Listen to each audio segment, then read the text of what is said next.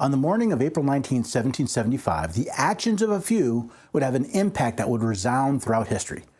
Now, most of us were taught about the shot heard around the world, but have you learned what led up to that event? Let's take this 246th anniversary of this famous event to remind ourselves how we actually got here. And we'll do that next on the Constitution Study. There's one thing you have to know wherever you make your stand. Came from a long through line of everyday Americans. Hello there, everyday Americans. Paul Engel here with the Constitution Study, where we read and study the Constitution. We teach a rising generation to be free. I'm glad you could join me. Hey, if you like these videos, if you like the audio, if you want to hear more of the Constitution Study, you can hear me 5 days a week now on the America Out Loud Network. That's right, head to americaoutloud.com, look under shows, and you'll find the Constitution Study. I'm doing a 1-hour program every weekday full of this type of information and more. So head over and find out more. If you want to find out more about what I'm doing here, again, head over to the website, constitutionstudy.com. That's where all these articles are posted, the videos are posted, all of that material is posted. You can even follow the calendar and find out where I'm going to be. I'm trying to book some more events through this summer. If you would like me to come speak at one of your events, either in person or over the internet, please head to the website. Under About Me, you'll find speaker request. Request that I come and talk to you. I'll be more than happy to talk to you and your groups about pretty much anything involving the Constitution. Maybe you just want to ask me a question and maybe I'll answer it directly, or maybe I'll put it on one of these videos. Find out more right there at constitutionstudy.com. And with that, let's take a look at what led up to the Battle of Lexington. Last year, I wrote the book Fighting for Liberty. The idea of the book came from my research into the actions of one of the militiamen in the Battle of Lexington. What concerns me is how much we are repeating the history that led not only to these battles, but to a war between the states and their formal central government. Now, reading from my book, September 1st, 1774, Charlestown, South Carolina.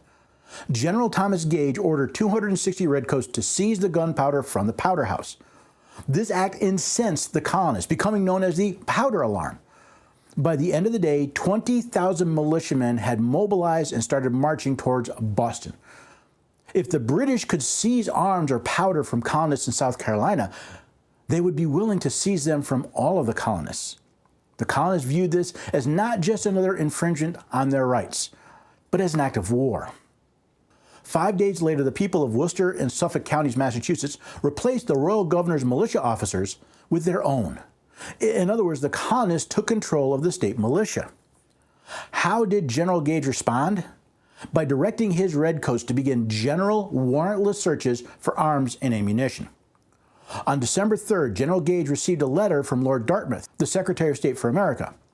In this letter, Lord Dartmouth suggested that the only way to prevent further violence was to disarm the colonists. General Gage replied that the only way to do what Lord Dartmouth suggested would require the use of force. General Gage's letter became public when it was read in the British House of Commons. This was the tinderbox that could lead to war, and all it needed was a single spark. We sometimes act as if gun control is something new, as if it didn't exist before 1934 in the National Firearms Act. However, gun control not only existed before the colonies declared themselves independent from Great Britain, it was the tinder that would light a fire across all colonies and lead them to declaring themselves to be free and independent states. Now, you may be asking yourself why I put gun control in quotes. Well, the answer is simple. And in reading just a few of these paragraphs, you should see that gun control is not about controlling guns, but about controlling people. General Gage did not order the seizing of the powder house in Charlestown because he was concerned about gun violence, but about the growing unease among the colonists. Rather than tamping down the foreshadowed uprising, this act made things worse. Not only were colonists in South Carolina upset, but the citizens of the other colonies as well. 20,000 militiamen did not mobilize to protect their hunting rights or even their individual self-defense. They saw an ever more tyrannical government attempting to take away their best method of protecting themselves from current and future infringements on their rights.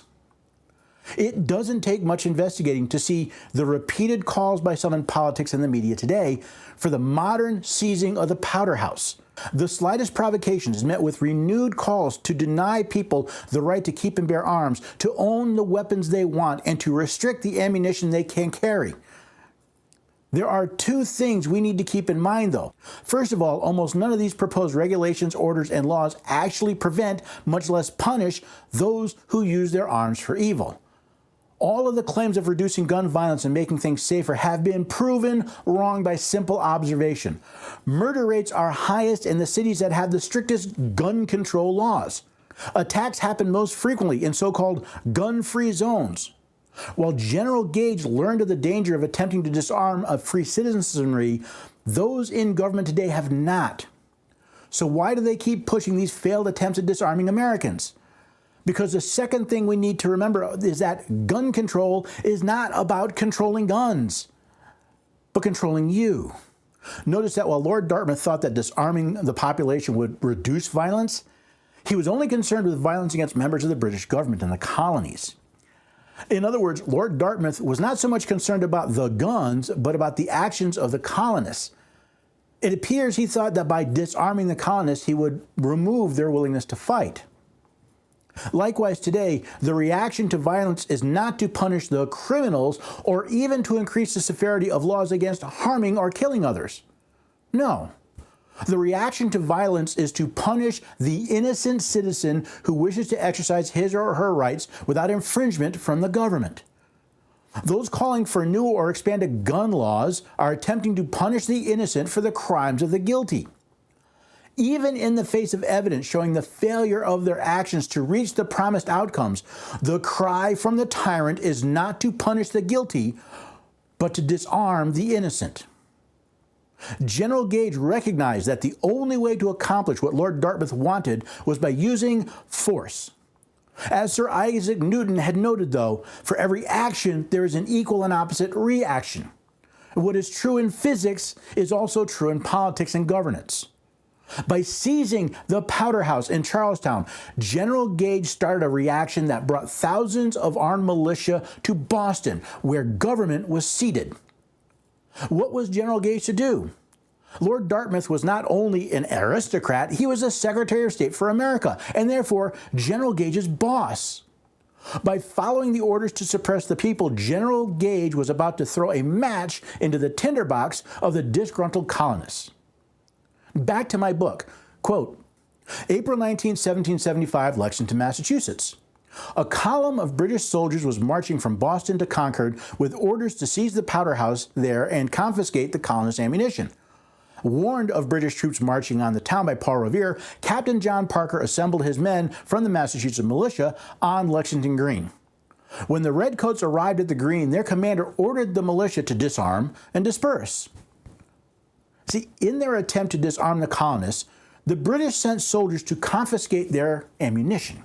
Today, we see law enforcement not only confiscating our weapons and ammunition, but many are trained to look at an armed citizen with suspicion, if not outright assumption, of evil intent.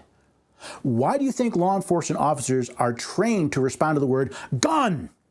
If you've been trained to draw your weapon and defend yourself every time you or someone on your team sees a gun, it's hard not to think of an armed citizen as a threat. Why else would some states require an armed citizen to announce that fact when they encounter anyone from law enforcement? And when that citizen makes the fact known that he or she is armed, what is the first thing many officers do? They disarm an innocent person for the officer's safety. So now you have an armed government official dealing with a disarmed citizen for whom they supposedly work. Now, if the officer wants a citizen disarmed for their safety, shouldn't the citizen want the officer disarmed for the very same reason? See, not only has law enforcement been indoctrinated with the idea that an armed citizen is inherently dangerous, but many citizens as well. Just look at the public's reactions to attempt to allow teachers and even retired law enforcement to be armed in schools, or business owners who put up no gun signs at their entrances. Even those who attempt to ban the open carrying of firearms in public seem to do so out of an irrational fear of seeing a firearm. The actions of both General Gage and the legal system today appear to have one goal: to create an imbalance of power between the citizenry and the government officials that supposedly work for them. This goes a long way to explaining why governments illegally impose restrictions on citizens being armed while in their presence or on public property. They aren't so much interested in controlling guns, but in controlling who has them. Now, when the British ordered the militia to disarm, what were Captain Parker's orders? Quote, "Stand your ground. Don't fire unless fired upon, but if they mean to have war, let it begin here." What happened next became known as the shot heard around the world and the beginning of the colonists' war for independence. When confronted with government officials who want to take our rights from us, any of our rights, we should learn from Captain Parker how we should react. It's just 3 simple steps. First, stand your ground. John Jay said we should read and study the Constitution so we would know when our rights are being violated and be better prepared to defend and assert them. That means standing your ground when government officials attempt to deprive you of it. It also means recognizing that the Constitution of the United States not only supersedes state laws, it's also the supreme law above state constitutions, even federal laws that contradict it. From Article 6, Clause 2 of the Constitution, quote, "This Constitution and the laws of the United States which shall be made in pursuance thereof, and all treaties made or which shall be made under the authority of the United States, shall be the supreme law of the land, and the judges in every state shall be bound thereby, anything in the Constitution or laws of any state to the contrary notwithstanding." Therefore, it is not disobedient to stand up to a government official who is violating the supreme law of the land. While many people call such things civil disobedience, if done properly, it's actually peaceful noncompliance. Next, don't fire unless fired upon. We should not instigate violence, but we should be prepared to respond to it. Should you instigate violence against a government official, you are wrong and should be tried and punished. However, like Captain Parker, when government illegally brings violence to your door, are you prepared not only to stand, but to defend yourself? Now, this is a dangerous place to be, so we should all ask ourselves if we are prepared for the consequences if we decide to respond to government violence. Now, the third item is powerful, but if they mean to have war, let it begin here. Why would someone want the war to begin with them? The answer is simple, so their children and their children's children will not have to fight. Are you willing to stand up and defend your rights now, or will you condemn your children to live under the tyranny you are unwilling to confront? You see, today the Second Amendment is not only mocked and ridiculed, it is frequently misrepresented. Quote, "A well-regulated militia, being necessary to the security of a free state, the right of the people to keep and bear arms shall not be infringed." See, a well-regulated militia isn't necessary to protect you, your home, or even your right to hunt. It's necessary to ensure your state remains free. Rarely, though, do people ask, free from whom? The answer is not only simple, it's also quite obvious. See, Bambi isn't going to take your right to keep and bear arms away. Even criminals cannot disarm the population of a state. Only governments can exercise the power to infringe on the right of the people to keep and bear arms. So the well-regulated militia in the Second Amendment is to keep our states free from illegal government actions. Whenever a politician or government official claims to support the Second Amendment while trying to disarm or even regulate innocent citizens from exercising their rights, they are lying. Furthermore, they, like Lord Dartmouth, are trying to subjugate an otherwise free people. They are tyrants and need not only be recognized as such, but they need to be called out and stood up to. Santayana said, "Those who cannot remember the past are condemned to repeat it." It appears that not only those in elected office, but many Americans cannot remember the history of the Battle of Lexington. For that reason, I'm afraid we are condemned to repeat it. Our only hope is to remember our history, to stand up to tyrants, and if necessary, let the war begin here. So were you taught that part of the Battle of Lexington in school? Have you read it anywhere? Because once you understand that the war for independence, not our desire to be independent, but the actual shooting war started in response to gun control, an effort to control the people of the colonies by removing their right to keep and bear arms. That's what started the fighting war. And we're seeing it again. Now, I've been seeing it for decades. But once again, we have the federal government and many states working extremely hard to infringe on your rights in an effort to keep you safe, to make you a disarmed citizen in front of an armed government. Why? Why would the government want its population disarmed? Well, simple. The same reason Lord Dartmouth wanted the people disarmed, because they didn't want to take a chance they might actually stand up to him. Second Amendment is not about your right to hunt. It's not even about so much your right to defend yourself. It's about the right of the people to stand up to a tyrannical government and to do so on a more equal footing. But Paul, you say, they have tanks and rockets and they've got the military. That's right, they do. And I did some research. Between the active military, the Guard, and the reserves, the federal government can bring about 2 million people, armed people, to bear. It is estimated there are over 100 million armed American citizens. Now, if I do my math right, that means we outnumber them 50 to 1. Yes, they've got bigger, more powerful weapons because we've allowed them to partially disarm us. Look at Afghanistan, look at Iraq, look at Vietnam. Simply because the people don't have the same technology doesn't mean they can't fight and win against a foe with superior technology. But there's an even more important question. What is your liberty worth? Better yet, what is your child's liberty worth? If you have a child, look into their eyes and ask yourself, what would you do to protect their life? What would you do to protect their rights? Because if we won't stand up and protect their rights, one day they will curse us when they have to live in even greater tyranny because we were too afraid to stand up. I can think of no better opportunity, no better time than the anniversary of the Battle of Lexington to renew our commitment to protecting all of our rights, including our right to keep and bear arms.